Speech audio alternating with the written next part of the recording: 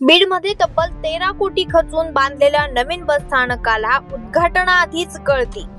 तब्बल 13 कोटी रुपये खर्चून उभारण्यात आलेल्या बीडच्या नवीन बस स्थानकाला उद्घाटनाआधीच गळती लागली आहे। यामुळे बीडकरांसह प्रवाशांमध्ये संतापाची लाट उसळली आहे। 2 दिवसांपूर्वी झालेल्या पावसात स्थानकाच्या छपरातून अनेक ठिकाणी पाणी गळत होतं, त्यामुळे प्रवाशांना छत्री घेऊन बस स्थानकात उभं राहावं लागलं। जून 2025 मध्ये हे काम पूर्ण होणे अपेक्षित होते, मात्र अद्याप अनेक कामे अपूर्ण असून प्रवाशांना सतत गैरसोयींचा सामना करावा लागत आहे। परिसरात स्वच्छतेचा पूर्ण अभाव आहे। शौचालय बांधले असले तरी ते पत्रे लावून बंद ठेवण्यात आलेले आहे।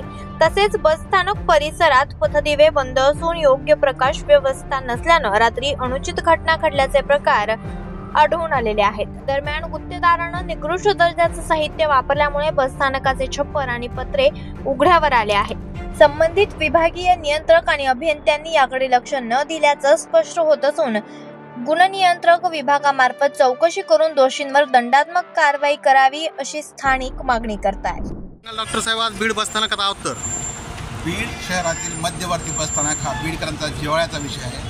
नवीन बसस्थानक म्हणून बीडकरांनी वारंवार मागणी केली, आंदोलन केले, मात्र तब्बल 13 कोटी रुपये खर्च करून बांधण्यात येत असलेलं हे जे बसस्थानक आहे उद्घाटनापूर्वी 2 दिवसापूर्वी झालेल्या पावसामुळे ते गळत आहे। दुसरी गोष्ट म्हणजे या ठिकाणी स्वच्छतागृह बांधलेलं आहेत, ते पत्र्यांनी बंदिस्त केलेलं आहे। 2025 पूर्वी ते बांधकाम पूर्ण व्हायला पाहिजे होते, मात्र ते अजूनही रखडलेलं आहे। या बसस्थानकाचं 2 वेळा भूमिपूजन केलेलं आहे आणि पालकमंत्री अजितदादा पवार जेव्हा बीडच्या दौऱ्यावर आले होते तेव्हा ते म्हटले होते की दर्जेदार काम करा, अन्यथा कंत्राटदारांना ब्लॅकलिस्ट करण्यात येईल। त्यामुळे आमची अशी मागणी आहे, संबंधित प्रकरणामध्ये सखोल चौकशी व्हावी, विभाग नियंत्रक, अभियंता आणि कंत्राटदार यांच्यावर कारवाई करण्यात यावी। यासाठी आम्ही पालकमंत्री अजितदादा पवार त्याचबरोबर परिवहन मंत्री प्रतापजी सरनाईक यांना लेखी तक्रार केली आहे आणि लवकरच आम्ही आंदोलनाच्या पावित्र्यामध्ये आहोत।